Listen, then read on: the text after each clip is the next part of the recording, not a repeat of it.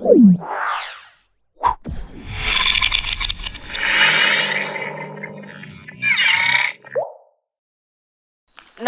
నేను మీ మాధురి.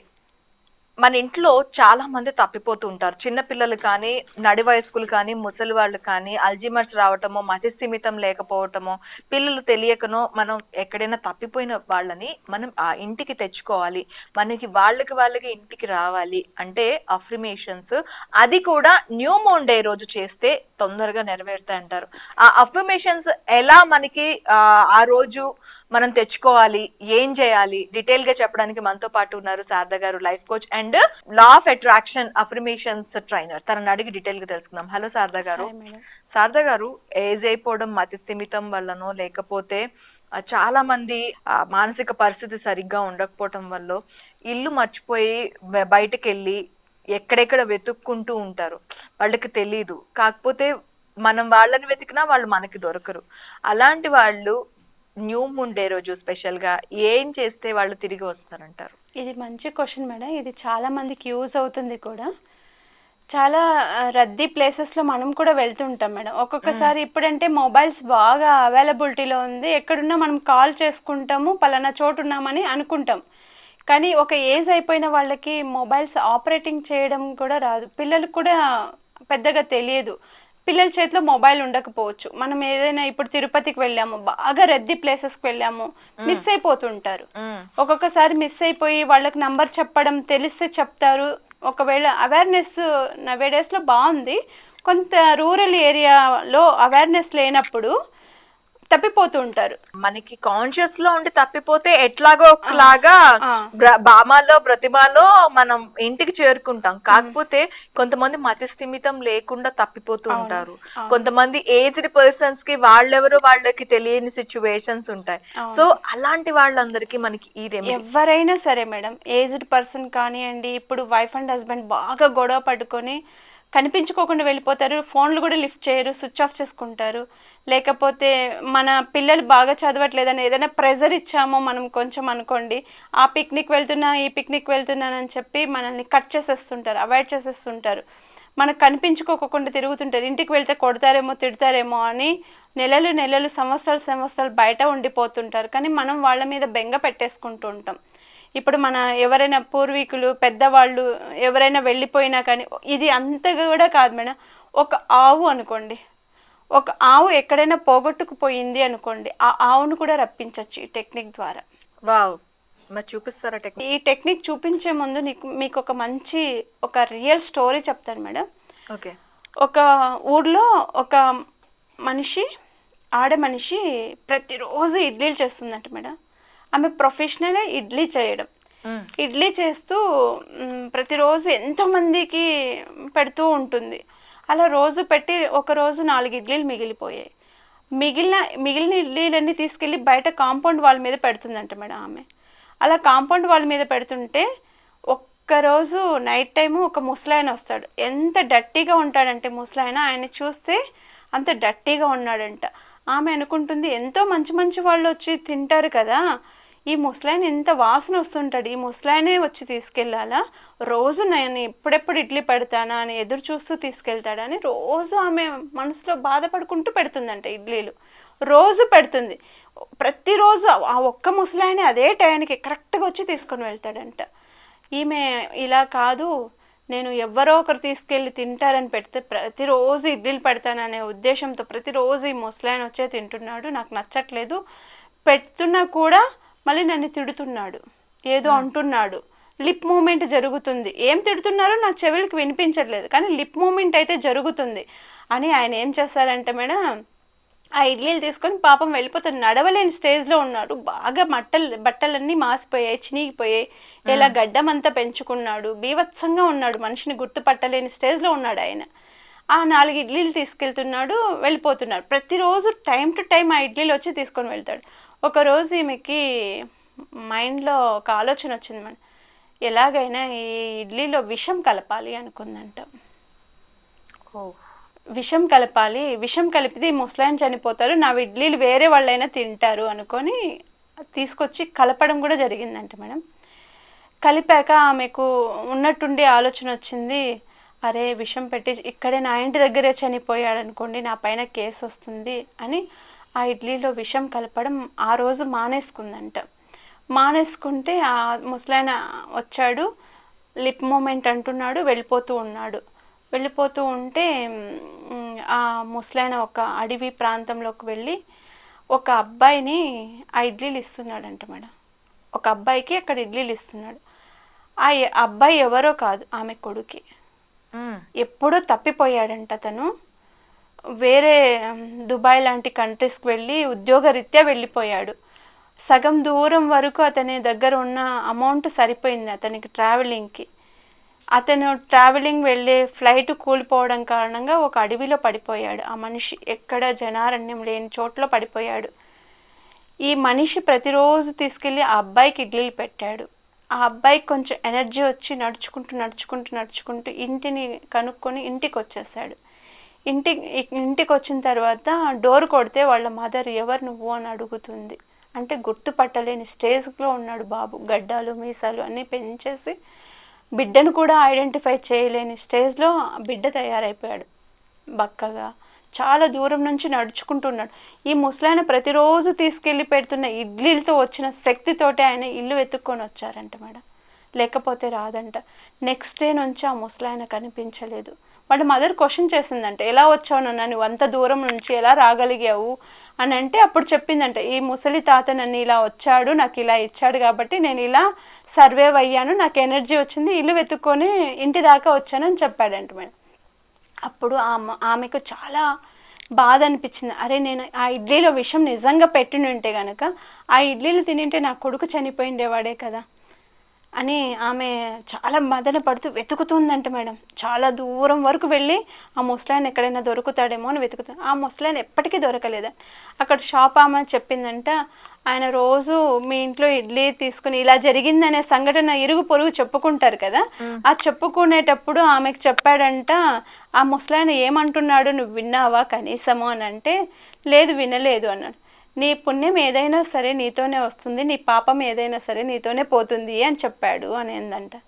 అరే ఈ మాట అన్నాడు ఆయన, నన్ను చూసి తిడుతున్నాడేమో అని నేను విషం పెట్టాలనుకున్నాను. నిజంగా నా పుణ్యం ఏదైనా నా దగ్గరే వచ్చింది కదా, నేను ప్రతిరోజు ఆయనకి ఇడ్లీలు పెట్టడం వల్ల నాకు పుణ్యం వచ్చింది, నా బిడ్డ నా ఇంటికి వచ్చాడు కదా, నా పాపం ఏదైనా నాతోనే పోతుందన్నాడు కదా, నేను నా పాపమే కదా నా బిడ్డ అక్కడ మదన పడ్డాడు అంటే అది నా పాపమే కదా, లేకపోతే నా కొడుకు సాఫీగా నా ఇంటికి వచ్చుండేవాడు కదా, ఎప్పుడు తప్పిపోయాడు నా కొడుకు, ఎప్పుడు నా ఇంటికి వస్తున్నాడు అని ఆమె బాధపడుతూ ఉన్నప్పుడు చెప్పారంట.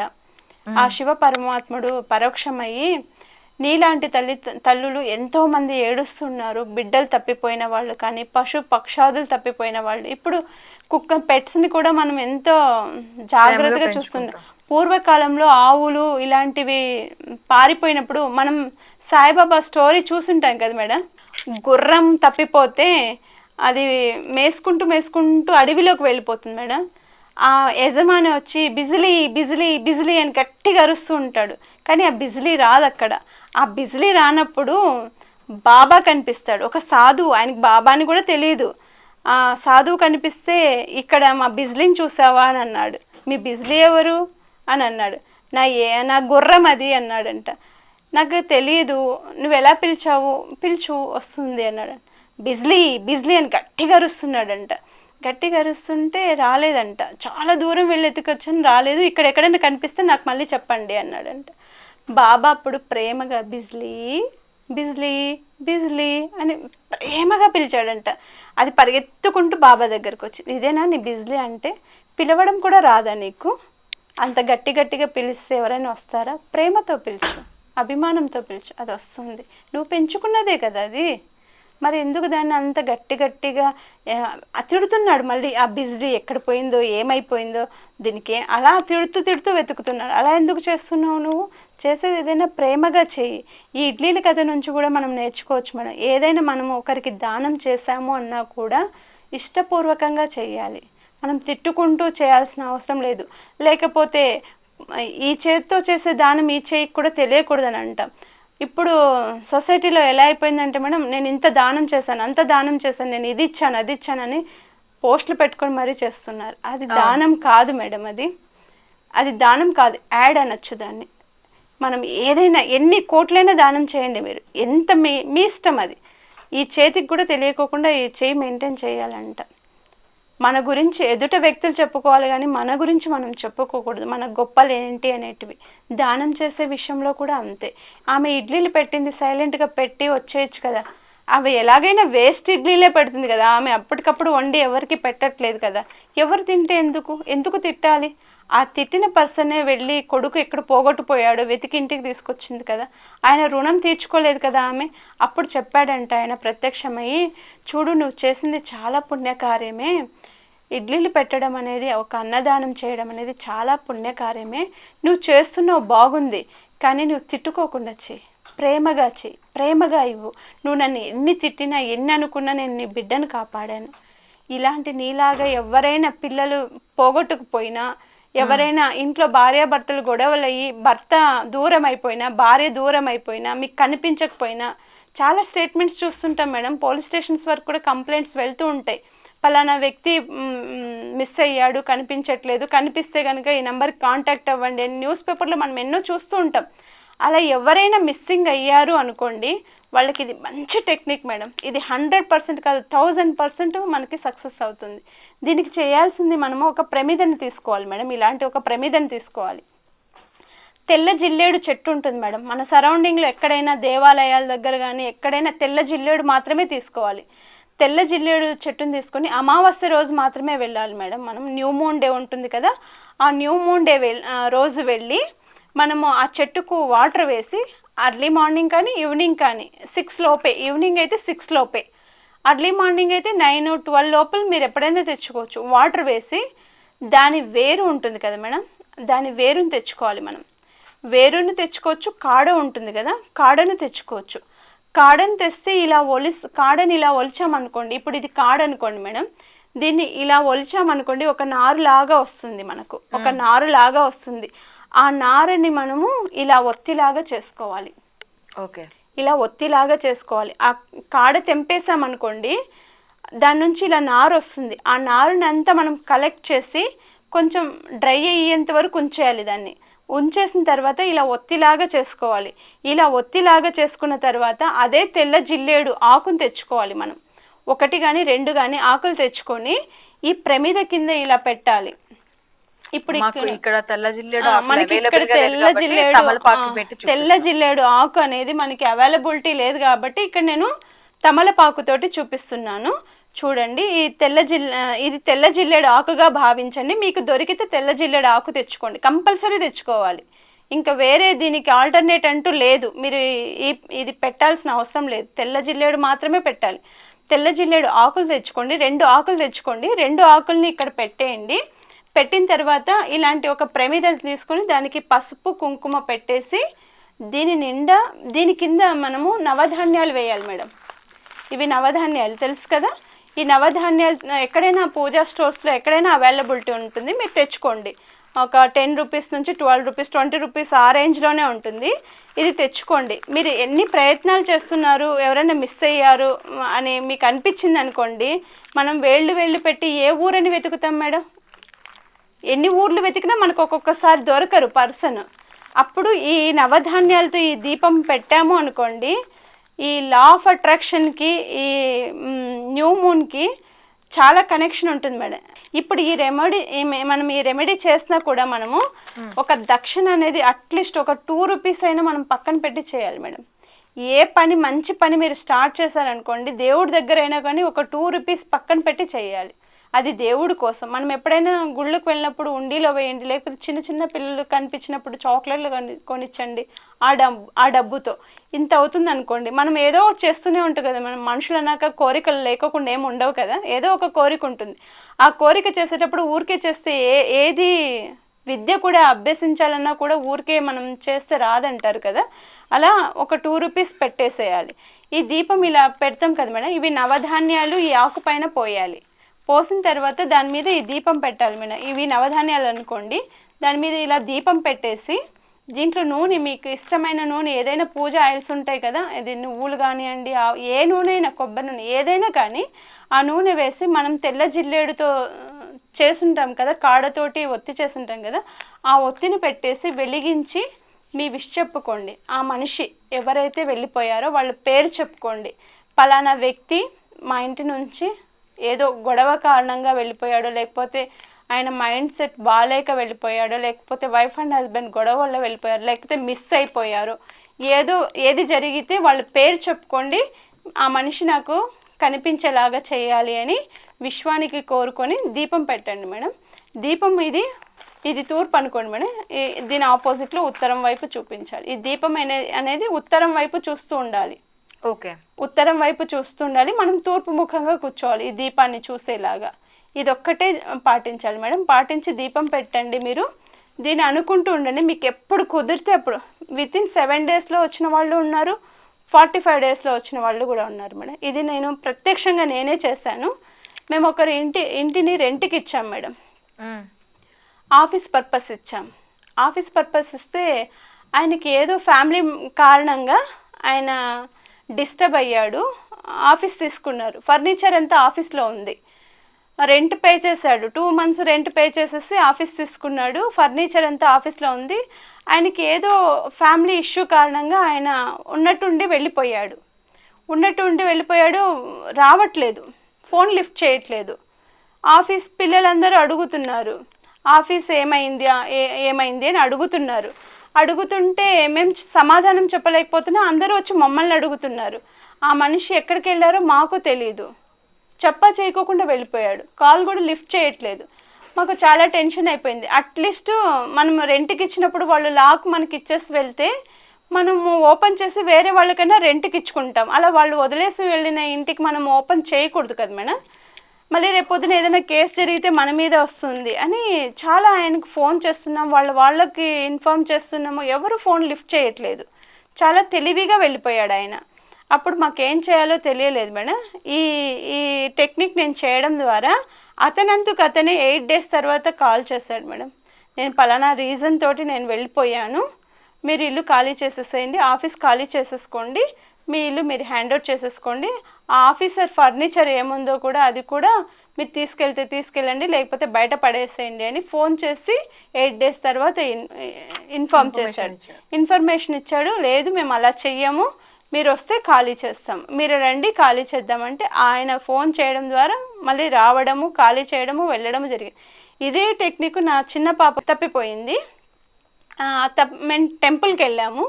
టెంపుల్కి వెళ్తే అక్కడ టెంపుల్లో పాప మిస్ అయిపోయింది.